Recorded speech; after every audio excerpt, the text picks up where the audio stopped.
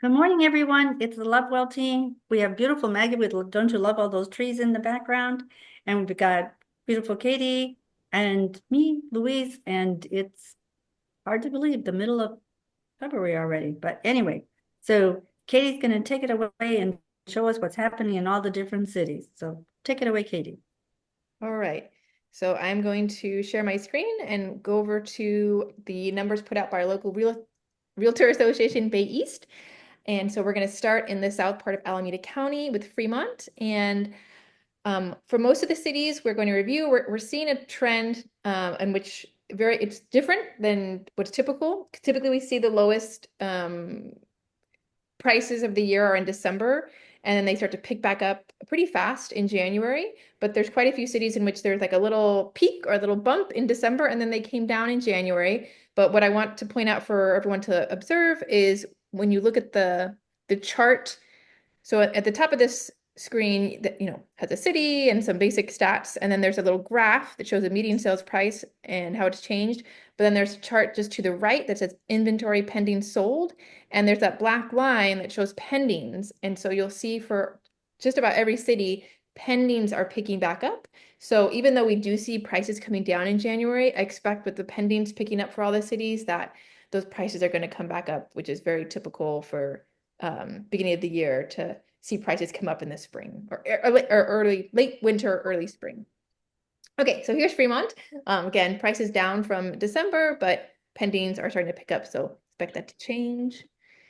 Hayward, similar, although the peak was more looks like in November, and it doesn't show as much of an uptick for pendings, but definitely seems like it's slowing. So I think it'll probably follow the others, and could be wrong, but we'll see what happens next month with that. In Castro Valley, though, different from the last two, and we're seeing this similar in Pleasanton and Lafayette and Berkeley. There was the typical like low point in December, followed by a big uptick in prices for the end of January. And pendings also are coming up. San Leandro, more similar to Hayward and Fremont, with that had a kind of a peak in November and prices coming down. But again, looking at the pendings, we do see that coming up. Alameda, similar prices going down, kind of peak in November, but a good strong change in the pending. So I do expect that those prices to swing back around. Oakland, pretty similar. I'm just going to keep going. And Berkeley, more similar to Castro Valley, with prices coming back up from December and pendings up. So expect prices are going to continue to increase. Lafayette, same thing, pretty strong price increase from December to January. Not a strong change in the pendings, but definitely seems like it's an upward trend like all the other cities with pendings and prices. And Pleasanton, definitely an uptick with prices, and pendings are up, not as strong as some of the other cities, but that's okay. Yeah, every city is unique, and every area of the cities are unique. So, and Livermore is the most interesting of them, which, a lot of them had peaks in November, and then, have been coming down. It had a big peak in December, came down. But again, like so many other cities, we see a trend of pendings going up. So again, these numbers are put out by our local association, and you can always go on their website and you find them under community info. And one other thing I'll just quickly add is we've had a few houses go pending ourselves this past month. Most have gotten anywhere. The lowest was we did have a townhome in Fremont that got 2 offers, but everything else has gotten 4 to up to 7 offers. So we're definitely seeing most homes, priced below what we expect them to sell are getting multiple offers, and most people are writing non-contingent offers. Not everyone, but at least the winning offers are writing no contingencies with their offers. And I know I've been talking a lot, so ladies, anything else you want to chime in on? The You're other doing thing a that we great noticed, job. Thank you. yeah, yes. The 2 of those 4 actually got cash offers. I mean, so we've kind of like, for a while, we haven't seen cash offers, and all of a sudden they came back into play. One thing that we did notice, and we sent out an email to our clients to pay attention to insurance, because at least two of the properties had insurance contingency as a contingency, where we haven't seen that for a while. And then Katie, you also sent out that email blast to people to say, if you have a living trust, make sure that your insurance carrier has Louise Lovewell, but the Lovewell Family Trust or whatever the heck it is. So that seems like to be sort of an important thing. So right now, my professional opinion, it seems like insurance is an important thing to watch. And I don't know if going forward, what do you think, ladies? We should ask the buyers to get their insurance ahead of time? I don't know. What do you think?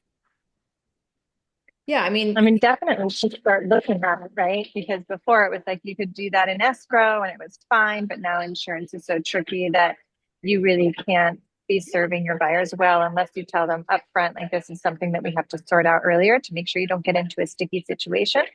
And every property is different, right? So I think that we also have to be really looking at how is the roof, how are these things that insurers are going to be looking at, because there are those red flags that didn't used to be a problem, but now they can be a problem. So I think that we're just letting our clients know that, hey, this is a property where they might ask you to replace the roof. Some insurers like AAA, like they're just not going to insure it with a roof like that. So you just got to know those key points and get it sorted out early, so that you don't end up in a sticky situation while you're in contract. And Katie, what were you going to say? On that also, because Katie, you ran into the electrical, like if it has the old panels, doesn't even have to be knob and tube, it's just the old panels, they can be a red flag. yes. Although we got like advice that, not trying to hide things, but at the same time, unless you volunteer the information, that's typically not something the insurance would be aware of. So you don't have to disclose that, and you can upgrade it in your own time. Yay. Otherwise, yes. Yeah, and that's something that we do, right? It's like help our clients with figuring out what to disclose and how to kind of navigate those situations.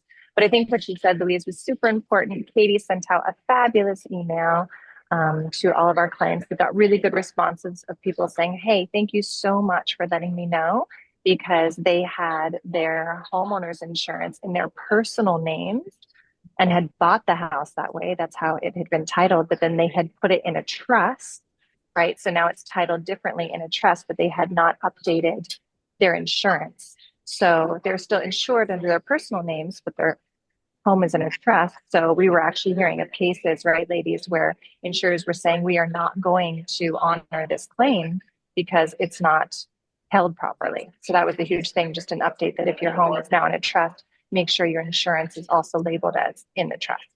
Right. And it's not replacing your name. You just add an additional insurer, and you add the name of the trust as an additional insurer, just to be clear on that. Yes. I think other than that, that's it. We don't have any. Our next big events will be, you two ladies are going to the RE/MAX convention. Ta-da! And then the Easter thing and the shredding thing are both in April. So we got another month or so to talk about that. So we got time. So ladies, have a wonderful trip to, they're going to Las Vegas. Ta-ta-ta. We'll be working and playing. Yes. And learning. Yes. Yes, for sure. And learning and connecting with other people. Yeah. So that's it. I think that's it. All right. Well, be well, everyone. Enjoy the shine if you have it. So yeah, that's it. Bye, everybody. Bye.